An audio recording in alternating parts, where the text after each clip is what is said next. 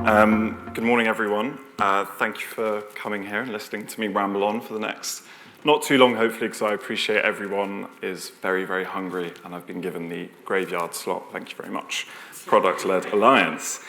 So my name's Ollie, or Oliver, if I'm in trouble, which obviously never happens. I'm the head of product at Her, which is a circular platform for fashion. Very grandiose title for basically we try and offer rental, resale, and connected retail to fashion retailers. We're all about sustainability, eco-consciousness, etc. We're very fast growing. We're pre-Series A, and I don't say that as a brag. I say that more for context. Context matters when it comes to learning, reading. Everything we read online at the moment is pretty negative most of the time. Very little of it is positive. I think it's important to remember that different things apply to different companies and different sizes of companies as well. So that's really what this talk is about today. It's the context of what you read online and what you listen to people. We're all surrounded by advisors as well. Investors get involved in companies as well, and they like to give their 2 cents. At the end of the day, they only care about one thing, and that's getting their money back and then some. So as product managers, we really need to think very carefully about where we draw inspiration from, how we structure our teams, and things like that. Funnily enough, I was in the process of putting together this presentation, and I thought, okay, I'll look up all the best practices for presentations. Body language, make sure you speak slowly, which I've definitely not done so far. Make sure you only use bullet points, lots of illustrations, and things like that. And I found myself falling into my own trap. I was trying to achieve the perfect presentation. I'm not by any means the perfect presenter. I would far rather be in a dark room somewhere staring at graphs and metrics on a screen. So I thought, sod it, I'm going to throw myself into the deep end. I'm going to go with a single slide with a wonderful asset that the marketing team have provided me with that bears no relevance at all to the talk and the contents of the talk. But I thought it kind of illustrates my point. There is a certain, I think, embarrassment that people have in not knowing, what they're talking about. Excuse me, what they're talking about. I was told there would be no water. Oh gosh, Matt, you've broken my heart. So I didn't come into this role through a very sort of standard way. I don't think many people in product do. I think that at the end of the day, we all kind of get thrown into this. There's no real trajectory into the world of product management. Thank you very, very much. Thank you. And so because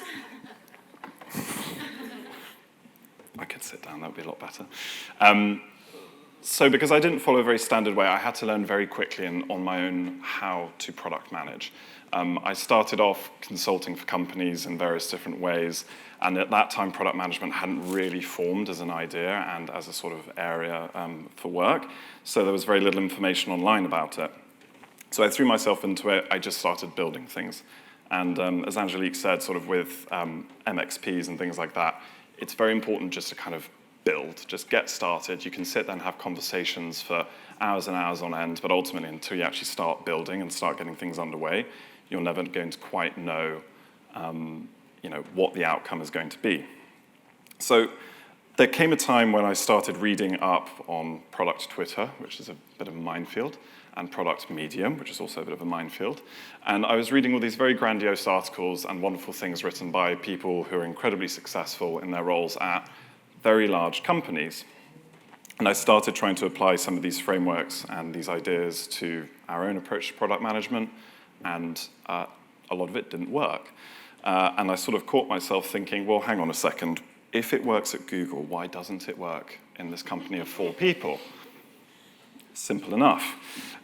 So I, again, stopped myself. I thought, look, we're just going to take our own approach. We're going to figure out what works best for us, which turns out very different to what Google said we should be doing with design sprints and all those wonderful things. I don't know if anyone's seen, there was a video that went viral on TikTok. I don't know if the average age in this room is probably, we're a bit too old for that sort of thing now. But there was a TikTok that went viral with a Twitter employee, rest in peace, who had a day in the life, and it was this very, very, very laid back day of going and having free food and free coffees and swanning in at 11:30 and all these wonderful things. And I thought, oh, that sounds very nice. And I also wondered, maybe that's what convinced Elon Musk to take hold and change things. I'm not going to comment too much on that because it's obviously a very sensitive subject. At this point, I had joined her, and we were really getting underway with this very, very rogue idea about sharing people's clothes. I thought, I don't really want to share my mates' clothes. They're all a bit smelly and horrible. And I then my eyes were opened to the amazing value that it has as a business model. And we got then smacked in the face by a pandemic. Shut everything down, team got cut. We were just really, really on our knees. And again, there was no data to play with at that point. No one was interested in looking at dresses online and things like that. People were very much in their bubble. People were trying to cope and deal with everything that was going on. So as a product team, we were then sat there going, well, what do we do? How do we build? How do we know what to do? It's sort of like, taking the training wheels off, and now it's like, okay, go make something. So for us, it was a moment of creativity to really stop and take stock and say, well, look, what is it that we can try and build that we think would be good? What is it that we can do? Because at the end of the day, there's no data, there's no sort of direction for us to be taking here. Let's just make something great. And not to be too cringy and sort of classic presentation style, Albert Einstein once said that in the middle of difficulty lies opportunity. And I think that's very much what product managers should try and do. Break out of the mold, fall away from frameworks from time to time and what X, Y, and Z has told you to do, and just create something and get underway. The rest will follow. Data will follow, learnings will follow, user interviews will follow, everything else will come from that. But at the end of the day, just because you think a framework that has worked for the past 3 years has worked up until now does not mean that it will continue to work from then onwards. So I'll slightly go back to one of my earlier points that most of the content written online is really, really helpful, and it's brilliant, and there are some real gems out there. But I think it's very easy as product managers especially to get imposter syndrome. You kind of think, oh, well, we should be doing this, and maybe we should go for that approach. It's not the case. As I said, a lot of the people that write the vast majority of the content online have, I would argue, maybe a bit too much spare time on their hands to be writing these incredibly long, hour-long read Medium articles and things like that. I think it's better to just, as I say, take stock, reflect on what you've got, and take it from there. I really quite like the approach of the Basecamp team. Basecamp is a project management software. They have a very sort of anti-traditional approach to software development. It's a little bit sort of on the fringes, but I really like their attitude to it. So I definitely encourage you to, they've got many books and things like that that you can sort of just, again, read through, and not to take something from it, but I think to very much see how someone has taken a completely different approach to product management and still built a billion-dollar business. So trying to sort of bring it back to a core theme here, and again, trying to keep things brief so that everyone can go and have some food. The obsession that people have with chasing a gold standard, I think, applies to not just product management, but many different industries. There isn't necessarily a framework to take away from this talk. There isn't necessarily like a process to follow or anything like that. I very much want to motivate people to just take a second, stop comparing yourself to others, take inspiration from your own work, and really focus on what it is you think you can deliver with the resources that are being made available to you, not that are being made available to a 1,000-strong product team at Google. I love Google, but stop preaching. Yeah, that's it. Thank you very much.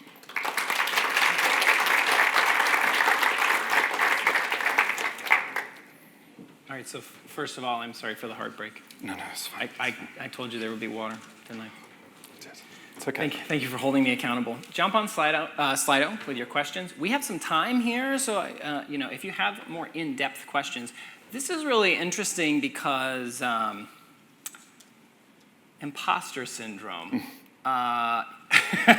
One of the cyclical parts of that is that you feel like you're the only one who struggles with imposter syndrome, but it turns out everyone in this room, including the people that are on stage, like you're the pro, but you just mentioned imposter syndrome. Yeah. So if you have imposter syndrome experiences or questions, throw those in and know, like, we are sharing that right now.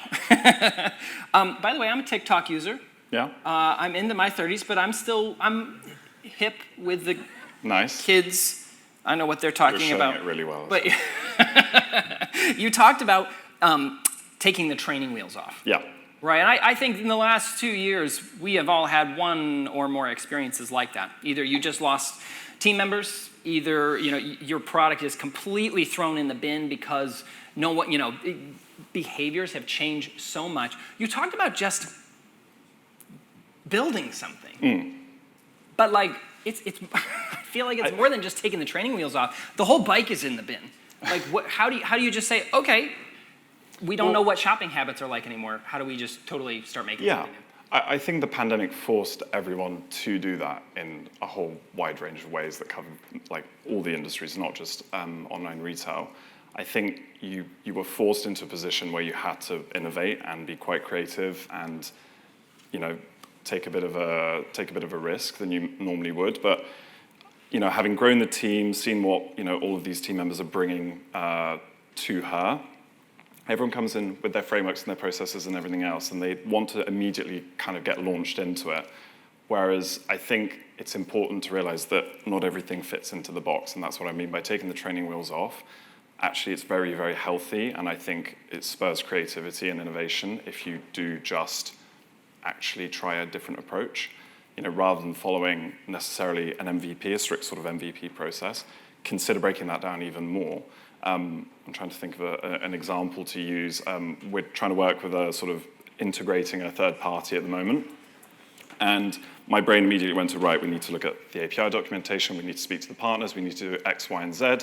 And then one of my team members said, why don't we just speak to a few customers first? Why don't we just actually send out a survey? Why don't we set up a form that does this for us rather than going down into the nitty-gritty of integrating a third-party provider, which can take months and months?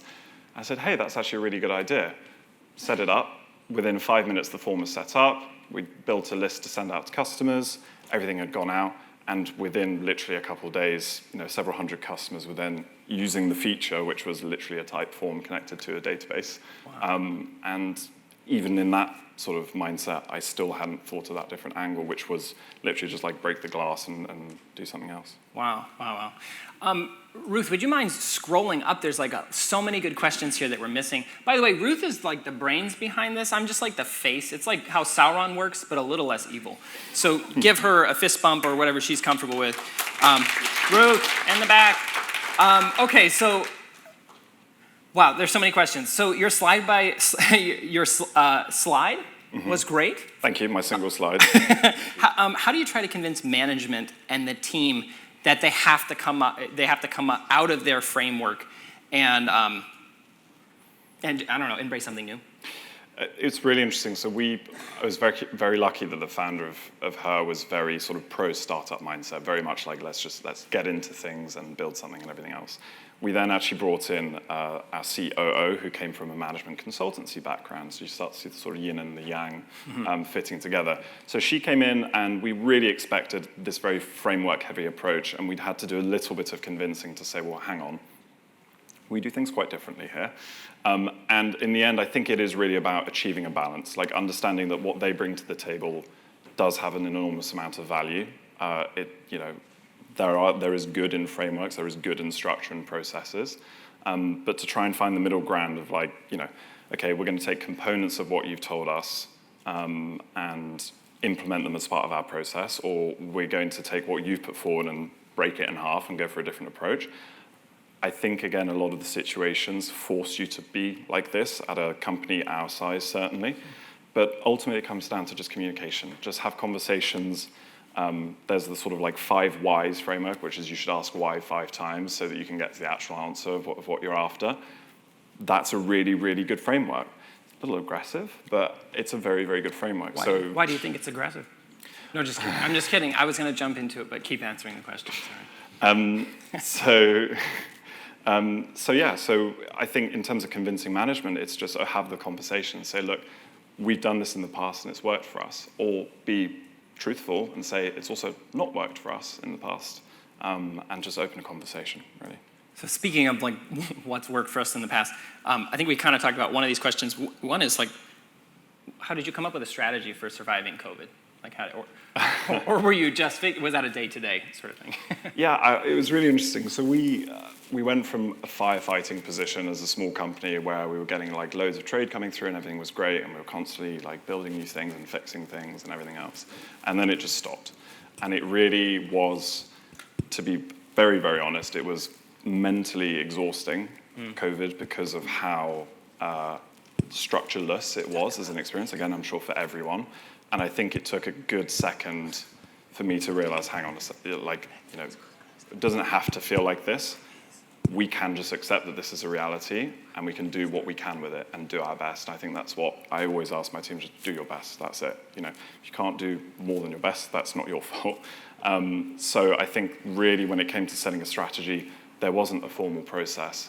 I just wanted to get the wheels spinning. I wanted to get people thinking and using their creativity and everything else, and have them not worry about what the future might look like, which is what they were probably thinking about constantly in their personal lives. So that's really, for me, what it boiled down to was, can I just get people doing things? And from there, amazing projects sprung out of it. Our roadmap changed completely, obviously. Analytics started pouring in as people started revisiting the website and things like that. So, for us, it wasn't so much, I don't want to sit here and say, like, I wrote down this marvelous strategy that I can share with all of you afterwards through a lead generation form. It was very much like, I just want to get things moving and get us out of the rut, and from there, something will spark. Yeah. So we're seeing people that are trying to be the CEO of too many companies. We see people that are working in teams that are enormously large, right? Mm-hmm. But just like throwing that opinion away completely and like not chasing after a gold standard, that also seems a little self-defeating. So like, how do you reconcile between those, like going out and finding what you want, but not too much of that? How do you draw the line? I think take inspiration from multiple places. It's obvious that we need to look to others for guidance and like process and things like that, but don't just look to the one. I think I've seen a lot in my team the habit of finding the article that has the perfect title with the perfect like intro line to it, and they're like, here, I've sent you this. This is my backing for this idea. And I think, okay, find me 3 others. Because then I think you start to get a sort of weighted average of all of these different approaches, and that's where you can reach your gold standard without calling it a gold standard for whatever your project is and those features are. I don't think we should necessarily stop reading books, reading blog posts, spending hours on Twitter until the early hours of the morning reading what Elon Musk is doing now. We should still take inspiration from many different places. During COVID, there weren't many places to take inspiration from. There was no data. Others weren't really doing much. All you were hearing about were layoffs, etc. It was a really tough time for everyone. So for us, it was like, okay, can we take inspiration from some slightly different places in our life? Can it be like physical product design? Can we take inspiration from how a chair is designed, for want of a better example?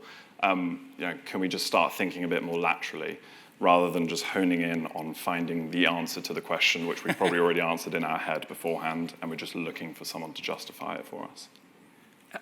Imposter syndrome, right? Like, we're very quick to look outside of ourselves when we're having these feelings. Try to find that. Like, can we eliminate imposter syndrome completely, do you think, in your professional opinion? No, I think I can only speak from experience, but for me, as a product manager, you are looked to as a sort of source of stability in the business.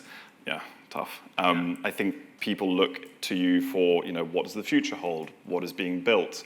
How can we take things from A to B? You are very much a leader in that sense within the business. And so I think with any leadership, and I'm sure you could speak to any CEO or leader in the world, everyone feels a little bit of imposter syndrome. It's normal. I think when you get to sort of levels of management and senior management, things like that, there is a bit of a like, oh my word, what on earth am I doing here?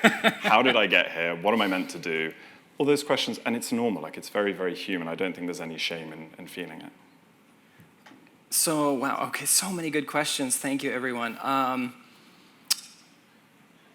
Yeah, okay, I think we maybe have addressed a lot of this. I do want to touch on, you just said you may have been, over the last 2 years, some people's major, stability in their lives. You might continue to be that. Be mindful of yourself and the sort of mental toll there. Be presently evaluating, do I need to talk with someone about what I just went through? Statistics are clear.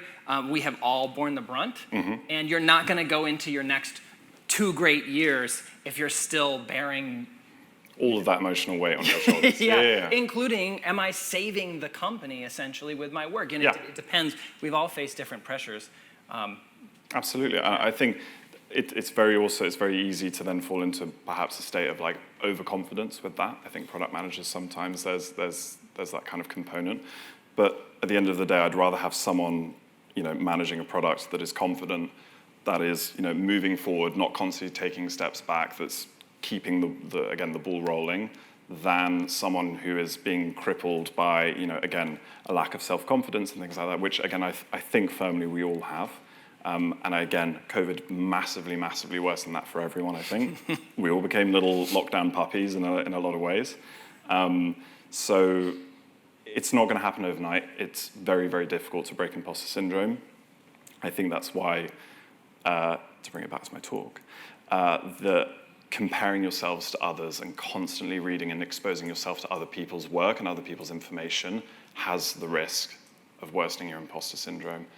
Just go for a walk, switch off. Don't try and listen to all of Lenny's podcasts and all these things. Like, take a split second to just recenter, and then from there, everything will happen. So take a walk. Don't listen to Gary Vee. Please don't listen to Gary. Balance it. Hustlepreneurship it's not what we want. All right. Thank you so much, Oliver, for coming up stage right before lunch. We really appreciate it. Let's give Oliver one more. Thank you very much.